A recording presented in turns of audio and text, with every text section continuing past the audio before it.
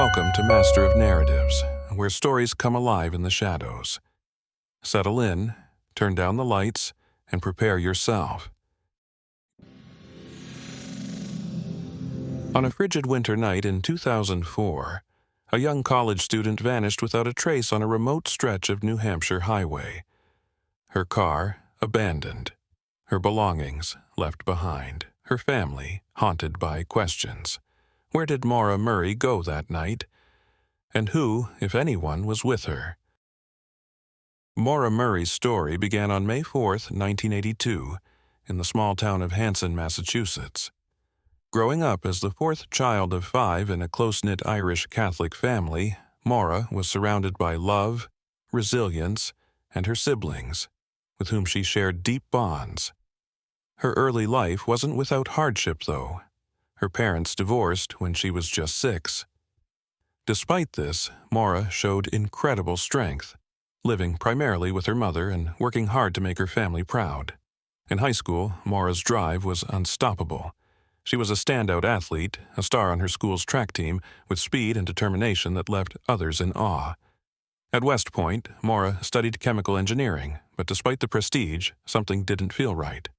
She realized that West Point wasn't the best fit for her, and after 3 semesters she made a bold choice to transfer to the University of Massachusetts Amherst, following a passion for nursing. She wanted to make a difference, to care for others.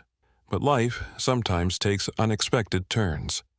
Maura was a young woman filled with promise, whose story was just beginning, until that winter night when everything changed.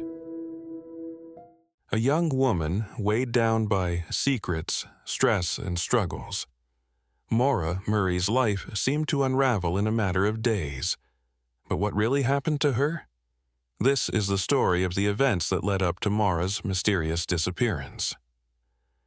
Just months before her disappearance, Maura found herself in trouble with the law, admitting to using a stolen credit card for small food orders.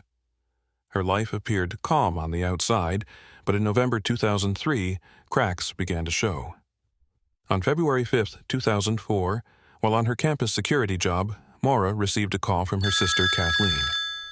The conversation took a toll as Maura's sister recounted struggles with addiction and a recent relapse. Minutes after hanging up, Maura broke down in tears, appearing utterly disconnected when her supervisor arrived. She muttered only 2 words: "My sister." What did this breakdown mean? 2 days later, Maura's father visited Amherst. They spent the day together, and after dinner, Maura borrowed his car to attend a dorm party. But on her way back, she crashed the car into a guardrail. Damage: $10,000. Yet, no sobriety tests were conducted. Early that morning, a call was made from her father's phone to her boyfriend. The details of this call remain unknown. The next night, her father called, reminding her to pick up accident forms to file a claim. They agreed to talk again the next day. Little did they know it would be their last conversation before Maura vanished without a trace. It was a quiet February morning when Maura Murray packed her belongings, left her college dorm, and vanished. Her destination? Unknown. Her plans? A mystery. But the signs of a deeper struggle were there, hiding in plain sight. Just hours before she disappeared, Maura's behavior turned unusual. She searched for directions to random locations: the Berkshires, Vermont, places she had no known reason to visit. A flurry of phone calls followed, to a condo rental agency, to her boyfriend, even to a hotel hotline. But she told no one her plans. At her dorm, Maura packed essentials: clothes, toiletries, textbooks. She even removed art from her walls, leaving an emptiness in her room as if she'd planned to be gone for good. Was this a sign of distress, or of a decision to leave everything behind? At 3:40 p.m., Maura withdrew $280 from an ATM alone. She stocked up on liquor, and soon after she left campus, vanishing into the cold New England winter. As she drove north, no one knew what would come next, or where she was going. Later that night, her car crashed into a snowbank in rural New Hampshire. A witness saw her at the scene, shivering but refusing help.